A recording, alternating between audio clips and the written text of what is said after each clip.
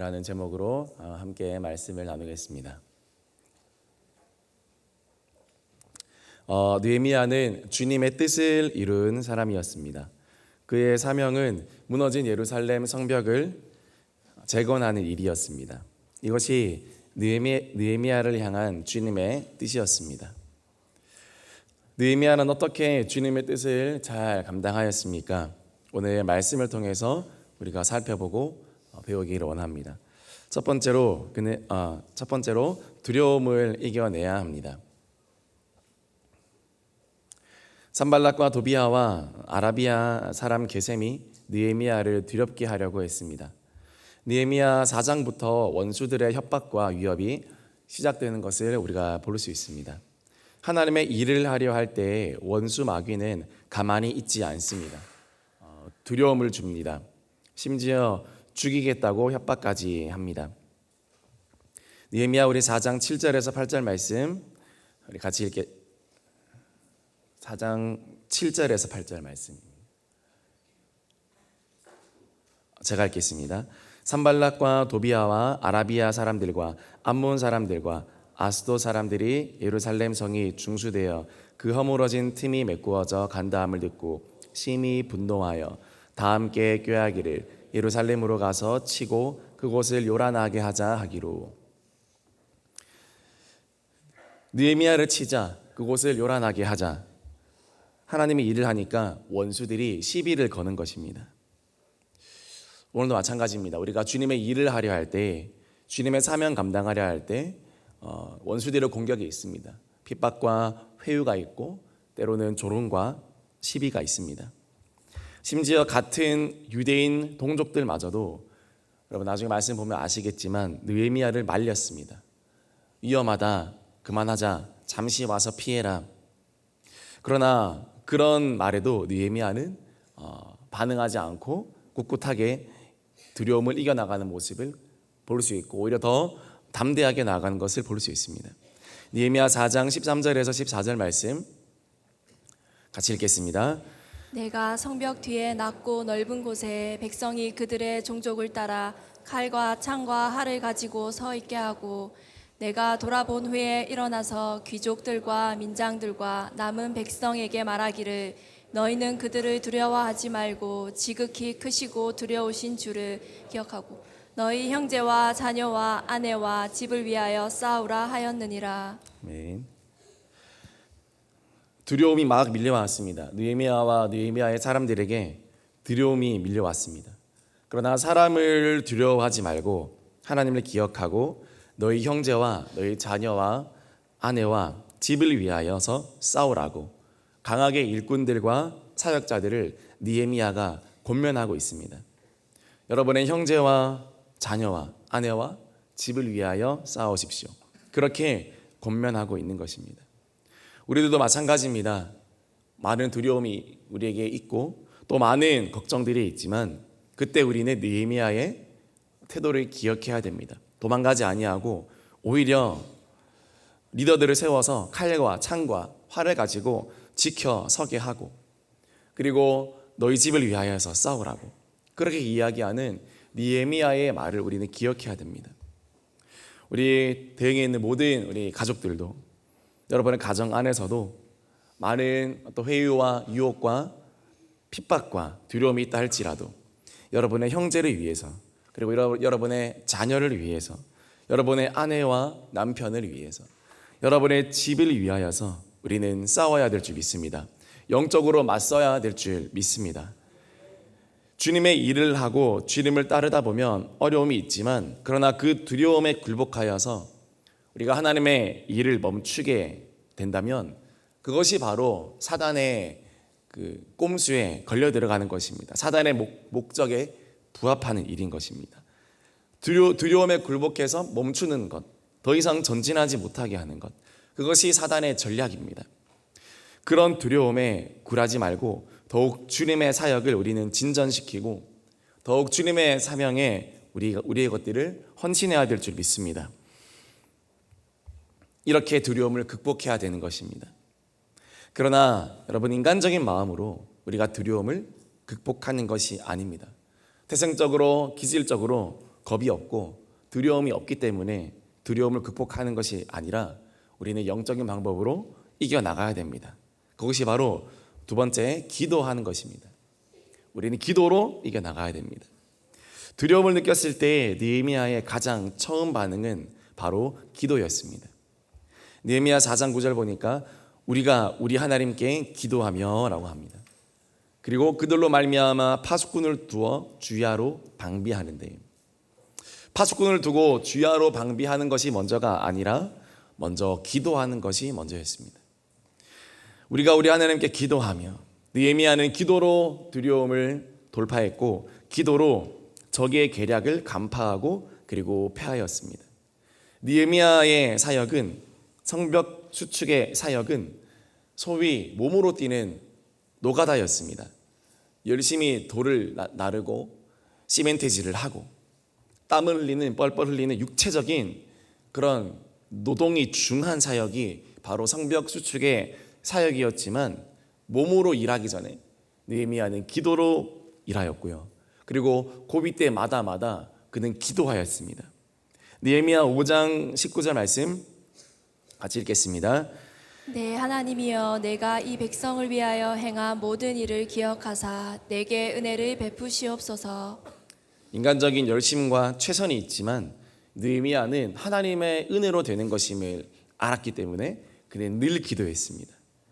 느헤미야 6장 14절 말씀 같이 읽겠습니다. 네, 하나님이여, 도비야와 산발락과 여선지 노아다와 그 남은 선지자들 곧 나를 두렵게 하고자 한 자들의 소행을 기억하옵소서 하였더라. 어려운 일, 두려운 일, 그리고 억울한 일 모두 하나님께 일러주고 하나님께 다 토로하였습니다. 하나님이 느헤미야의 기도를 다 들으셨을까요? 느헤미야서에는 한 번도 하나님이 직접 느헤미야에게 나타나셨다거나 계시하셨다거나 응답하셨다거나 또는 도우셨다거나 그런 말씀이 없습니다. 그냥 느헤미야 자신의 1인칭 주인공 시점으로 모든 것을 다 이야기를 풀어가고 있는 그런 일기 같은 성경입니다. 그래서 하나님이 어떻게 역사했고 어떤 나에게 나타나서 또는 그런 게 없고 그냥 개인의 경험을 그대로 간증하듯이 풀어가는 것이 느헤미야입니다.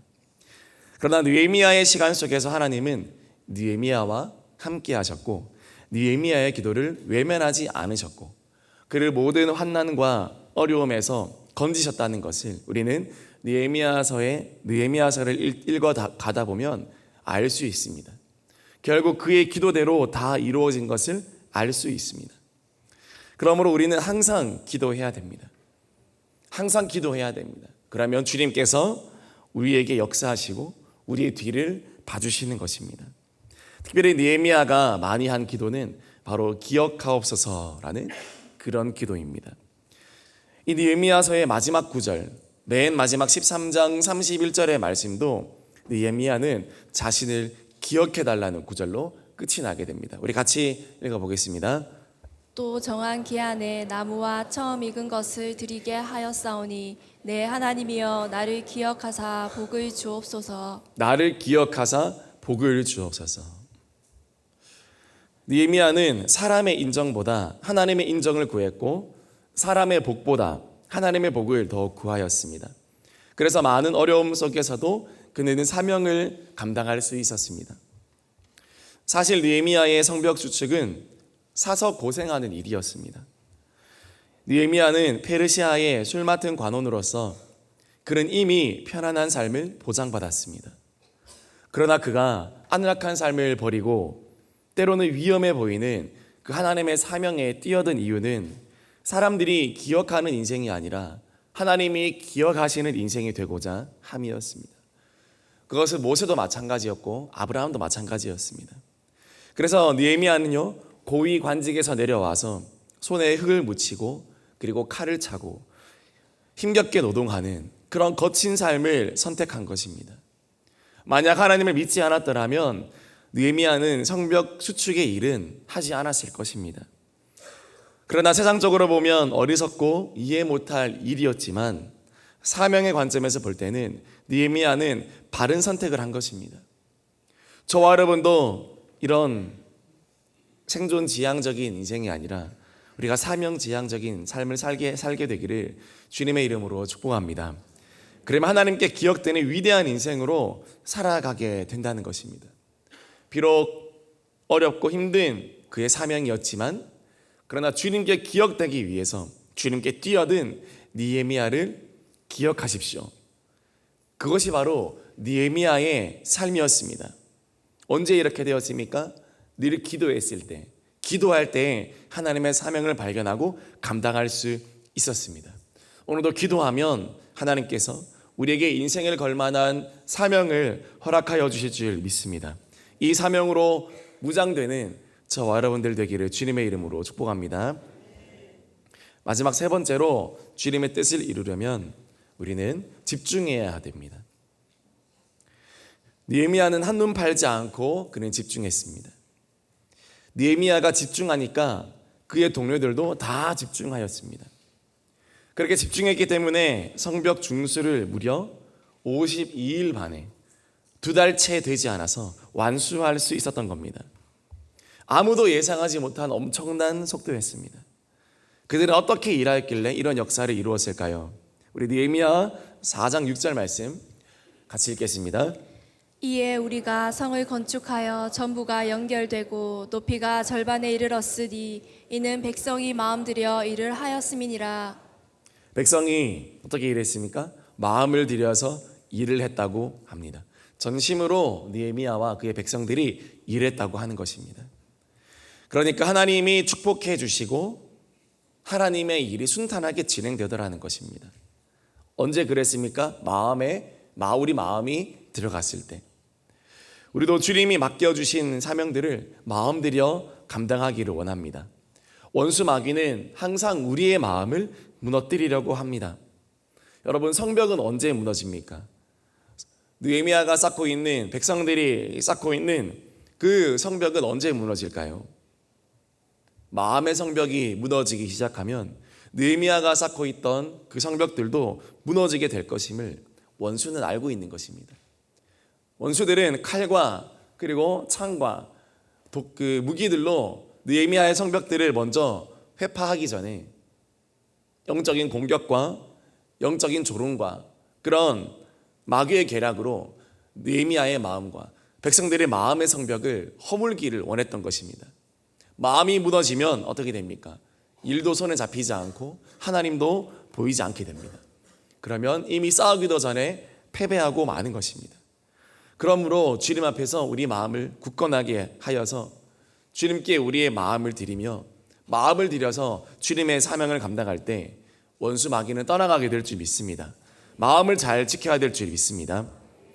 잠언 25장 28절 말씀 우리 같이 읽겠습니다. 자기의 마음을 제어하지 아니하는 자는 성읍이 무너지고 성벽이 없는 것과 같으니라. 마음을 제어하지 아니하면 그것은 바로 성읍이 없고 그리고 성벽이 없는 것과 같다고 했습니다. 외부의 공격이 아니라 내 내부의 공격에서 무너지게 되면 그런 인생은 그런 사명은 패배하게 되더라는 것입니다.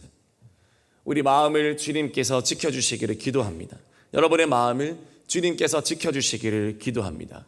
꼬인 마음, 억울한 마음, 화난 마음, 오해하고 있는 마음들, 모든 굽어진 마음들 다 주님 앞에서 시온의 대로처럼 열려지기를 소망합니다. 그럴 때 우리 마음에 은혜가 있고 주님께서 주시는 것도 딱딱한 마음, 둔한 마음이 아니라 성령의 부드러운 마음, 살 같은 마음이라 했습니다. 그런 마음이 있을 때 우리는 승리할 수 있다는 것입니다. 또 느헤미야는 이 마음을 지키고 계속해서 집중하는 모습을 보여줍니다. 우리 느헤미야 6장 2절에서 3절 말씀 같이 읽겠습니다. 산발락과 게셈이 내게 사람을 보내어 이르기를 오라 우리가 오노 평지 한 촌에서 서로 만나자 하니 실상은 나를 해하고자 함이었더라. 내가 곧 그들에게 사자들을 보내어 이르기를 내가 이제 큰 역사를 하니 내려가지 못하겠노라. 어찌하여 역사를 중지하게 하고 너희에게로 내려가겠느냐 하매. 협박하고 위협해도 느헤미야가 꿈쩍하지 않으니까 이제는 산발락과 게셈이 우리 한번 만나자, 회의를 하자 이렇게 이야기했습니다. 회의에서 우리 서로 오해도 풀고 그리고 타협을 하자 이렇게 했습니다. 그러나 이거 사실은 이 속뜻은요, 느헤미야를 만나서 암살하기 위함이었습니다. 느헤미야가 저들의 초청에 반응하였나요? 그렇지 않습니다. 내가 이 큰 역사를 하고 있으니 내가 내려가지 못하겠노라 하였습니다. 만약 느헤미야가 자신의 일에 집중하지 않고 거기 적들의 꾀임에 넘어가서 내려갔다면 어떻게 되었겠습니까? 그러나 느헤미야가 집중하며 자신 사명을 감당했을 때 적의 함정으로부터도 피할 수 있었다라는 것입니다. 이후에도 느헤미야에게 계속 피하라는 소식이, 계속 도망가라는 이야기가 계속 들려옵니다. 그러나 그때에도 어떻게 반응합니까? 우리 느헤미야 6장 10절에서 11절 말씀 같이 읽겠습니다. 이후에 무에다벨의 손자 들라야의 아들 스마야가 두문 부출하기로 내가 그 집에 가니 그가 이르기를 그들이 너를 죽이러 올 터이니 우리가 하나님의 전으로 가서 외소 안에 머물고 그 문을 닫자 저들이 반드시 밤에 와서 너를 죽이리라 하기로 내가 이르기를 나 같은 자가 어찌 도망하며 나 같은 몸이면 누가 외소에 들어가서 생명을 보존하겠느냐 나는 들어가지 않겠노라 하고. 아멘. 여러분, 이렇게 자꾸 세상은 우리를 회유합니다. 세상은 우리를 위하는 척합니다. 너 하나님 일하면 망해. 너 하나님 따라가면 위험해. 세상이 너를 가만 안 둬. 안전한 곳이 있어. 안전한 곳으로 도망쳐. 그렇게 이야기합니다. 손양원 목사님이 공산군을 피해서 애양원 앞에서 나룻배를 타고 피난 가시려다가 배가 뜨기 직전에 성경이 든 책가방 하나만 달랑 들고 다시 내렸습니다. 그리고 말했습니다. 나 하나 살겠다고 내 양떼가 죽는 것을 내가 어떻게 보냐. 그리고 뒤이어 유명한 말을 하나 했습니다. 이 세상에 어디에 이 세상에 피난처가 있단 말인가. 주님의 사랑의 울타리 외에는 피난처가 없다. 그리고 그곳에서 공산군에게 붙잡혀 순교하셨습니다. 여러분, 이 세상 가장 안전한 곳은 어디입니까? 바로 주님의 사랑의 울타리 안인 줄 믿습니다. 주님을 위한 사명의 자리인 줄 믿습니다. 그곳이 겉으로 보기에 아무리 전쟁 같고 위협이 많고 어려운 자리처럼 보일지라도 여러분이 있는 그 자리가 여러분 사명의 자리이자 또 주님의 사랑의 울타리 안에 있는 자리입니까? 가장 안전한 자리입니다. 하나님께서 함께 하시기 때문입니다. 그러나 겉으로 보기에 저 성도님 안락하고 보장된 삶, 안정된 삶을 산다 할지라도 여러분 그 성도가 주님의 사랑의 울타리 밖에 머물며 주님의 사명에 무관심하게 살아가는 인생이라면 그 인생이야말로 가장 위험한 인생인 줄 깨달으시기 바랍니다. 무에다벨의 손자 이 스마야가요 느헤미야를 향해 성전 외소 안으로 들어오라고 했지만 사실 알고 보니까 이 스마야도 산발락과 도비아에게 뇌물을 받고 매수당한 사람이었습니다. 느헤미야가 이 스마야의 말을 듣고 이 외소 안으로 들어갔다면 느헤미야는 아마 거기서도 암살당했을 것입니다. 세상은 우리를 위하는 척합니다. 우리의 마음을 헤아려 주는 척합니다. 그래서 사명의 자리를 떠나라고 합니다. 너 그것 때문에 힘들지. 너 이 영혼 때문에 힘들지. 너 주님의 일 때문에 힘들지. 너부터 살아야 되지 않겠어 하면서 가라고 합니다. 여러분, 그러나 세상의 값싼 위로에 주님의 사명을 팔지 않기를 소망합니다. 죽으면 죽으리이다 라는 마음으로 사명 감당하기를 주님의 이름으로 축복합니다. 죽는 것이 두려워서 도망가지 않기를 소망합니다.